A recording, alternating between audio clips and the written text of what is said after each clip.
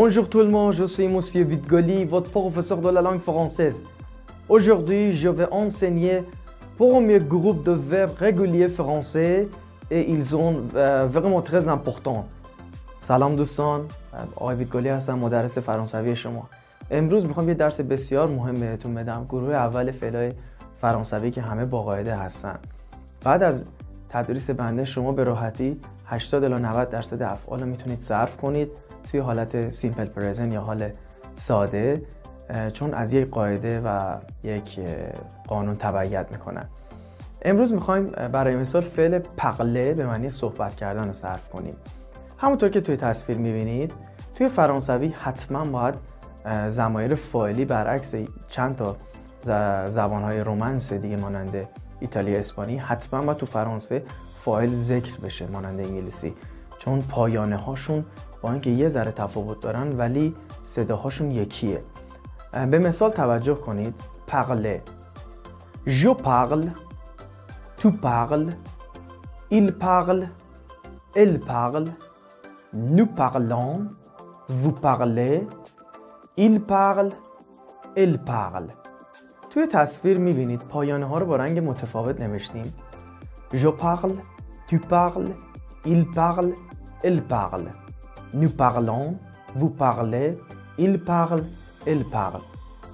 به راحتی شما هر کلمه توی فرانسوی دیدید آخرش به ER یا ER فرانسوی با تلفظ فرانسوی ER ختم شده بود، ER رو حذف کنید، جاش این پایانه ها رو بذارید. برای ژ نگاه کنید، نمیگیم ژ پقله، هیچ کدومو نمیگیم پقله.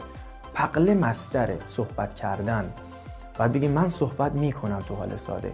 ژ پقل، P-A-R-L رو میبینید یه او گذاشتیم. P-A-R-L رو میبینید او گذاشتیم.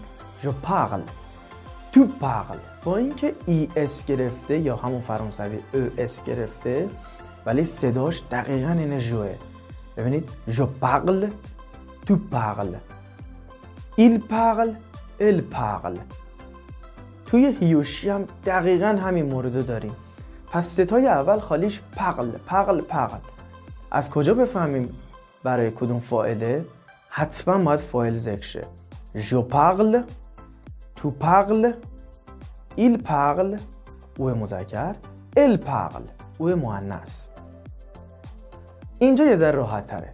nous parlons، nous ما، parlons ONS، parlons، vous شمای جمع یا شمای مؤدبانه، vous parlez IZ، vous parlez، il parle، elle parle، آنها مذکر مؤنث.